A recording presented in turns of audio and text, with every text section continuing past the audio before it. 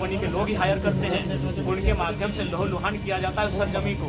और आज उस लहूलुहान की कीमत एक काबिल एक जाबाज अफसर को घायल होकर चुकानी पड़ रही है। ये बहुत ही दुर्भाग्य का विषय है। इसीलिए मैं प्रेस के माध्यम से पूरे, क्योंकि यहाँ आईजी डीआईजी महोदय भी आए हैं, यानी उत्तरी छोटा नागपुर रेंज के सभी बड़े पदाधिकारी हैं पुलिस के, तो मैं उनको स्पष्ट कहूँगा कि यही अवसर है बाघमारा जैसे जितने भी एरिया जो माफियाओं के संरक्षण में है, जहाँ माफियाओं की गिरफ्त में है, उन एरियाओं को माफियाओं के चुंगल से आज़ाद कराएं। और बिल्कुल डीएसपी महोदय स्वस्थ इलाज का लाभ लेकर जब स्वस्थ होकर फिर से चलने के लिए अपने बाहर घर से आए, उससे पहले माफिया जेल के अंदर होने चाहिए। सर अभी उसकी स्थिति क्या है, क्योंकि आपने उससे मुलाकात? उसी हम कहीं ना कहीं सिस्टम को मानते हैं, चाहे उसमें ब्यूरोक्रेट्स रहें, विधायिका के अंग रहें, सबकी मिली भगत है। हो सके बिल्कुल जो सिस्टम में, जो भारत का लोकतांत्रिक सिस्टम है, उस सिस्टम को हम दोषी मानते हैं। उस सिस्टम में इतनी ताकत नहीं है कि माफियाओं का मुकाबला कर सके। आज माफियाओं का मनोबल इतना बढ़ गया है कि एसडीपीओ को पत्थर से मार रहे हैं। ये बहुत ही दुर्भाग्य विषय है, ये निंदनीय विषय है। सत्ता पक्ष का आदमी लग रहा वो। देखिए, ये तो आप भी जानते हैं पत्रकार बंधु, आपसे कोई चीज छुपी नहीं है। और हम ये भी चाहेंगे कि पत्रकारों को भी संरक्षण मिले ताकि आप सच्चाइयों को दिखा सके। क्योंकि कुछ दिन पहले छत्तीसगढ़ में जो घटना घटी पत्रकार के साथ, तो उससे कहीं ना कहीं पत्रकार भी भयभीत हैं, और पत्रकार चाह के भी इस प्रकार माफियाओं को एक्सपोज नहीं कर पाते हैं। मैं मानता हूं कि आपकी भी मजबूरी कभी आ जाती है कि आप कभी कभी सच्चाई से कभी मजबूरियां आ जाती हैं। इसीलिए आज जब पुलिस के साथ हमला हो रहा है तो पत्रकार भी कभी कभी असहज महसूस करते हैं। और हाल फिलहाल छत्तीसगढ़ में घटना, बहुत ही दुर्दांत घटना हमारे सामने आई है। पत्रकारों के लिए सदन में क्या कुछ बिल्कुल इस बार जो सदन हम जाएंगे तो पत्रकार, वकील, तमाम उनका भी प्रोटेक्शन एक्ट का हम जिक्र करेंगे, उसे सदन में उठाएंगे।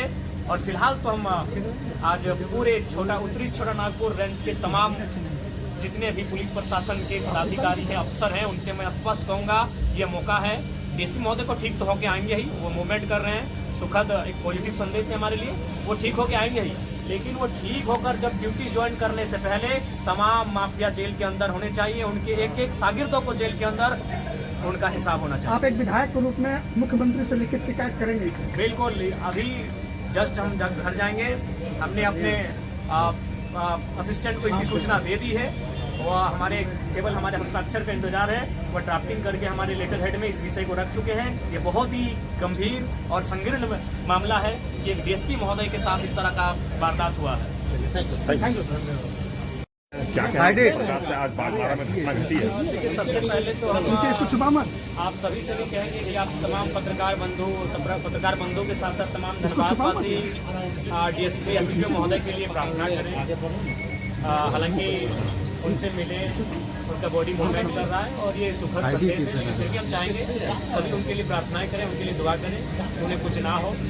और इस अवस्था में, इस घड़ी में एज ए असेंबली का मेंबर होने के नाते, इस राज्य का निवासी होने के नाते, मैं पुलिस महकमा के साथ, पुलिस परिवार के साथ खड़ा हूँ। और मैं भी प्रार्थना करता हूँ, मैं भी दुआएं करता हूँ कि डीएसपी महोदय आदरणीय बड़े भाई पुरुषोत्तम सिंह जी शीघ्र स्वस्थ होकर हमारे बीच उपस्थित होंगे।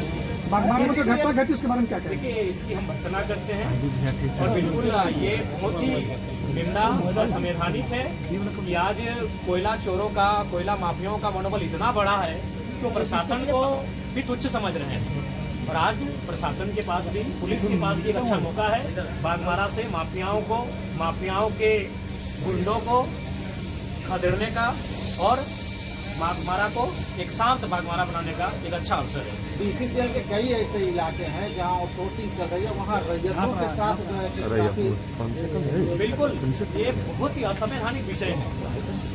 रैयत जब अपना हक मांगने के लिए जाते हैं तो कुछ गुंडे, जिनको शायद इनडायरेक्ट रूप से संवैधानिक पदों पे जो लोग आसीन हैं, डीएसपी रैंक के व्यक्ति पर पत्थरबाजी कर रहे हैं। इतना तो मनोबल लोकतांत्रिक देश में माफियाओं का, गुंडों का, चोरों का इतना तो मनोबल बढ़ने नहीं देना चाहिए। इसके लिए सिस्टम दोषी है। क्या मांग करें? हम सबसे पहले तो अभी हम मुख्यमंत्री को, गृह विभाग मुख्यमंत्री के पास ही है और मुख्यमंत्री को अभी चिट्ठी लिख रहे हैं कि इस मामले की उच्च स्तरीय जांच हो और एक भी बड़ा से छोटा माफिया बाघमारा के साथ साथ धनबाद की धरती में ना दिखे। बहुत ही शर्मनाक विषय है कि माफियाओं का मनोबल। हम पहली बात तो कि हम लोग सीखते नहीं हैं। कुछ दिन पहले कुछ सीओ पे बालू माफियाओं ने हमला किया था, क्योंकि सीओ महोदय को चोट नहीं लगा, वो न्यूज नहीं बना। आज डीएसपी महोदय जख्मी हो गए, आज सभी लोग, सभी प्रशासन के लोग यहाँ उठ के आए।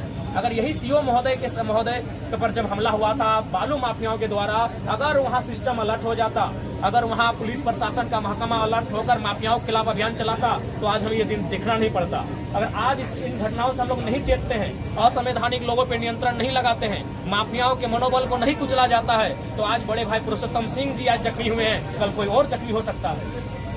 बहुत ही दुर्भाग्य का विषय है। हाँ, पुनः कहेंगे आदरणीय डीएसपी महोदय के स्वास्थ्य की कामना करते हैं, और तमाम बागमारा वासी, धनबाद वासी, राज्यवासी जो में आज इस खबर को सुनेंगे, वो कम से कम 30 सेकंड ही सही उनके लिए प्रार्थना करेंगे कि वो स्वस्थ होकर आए।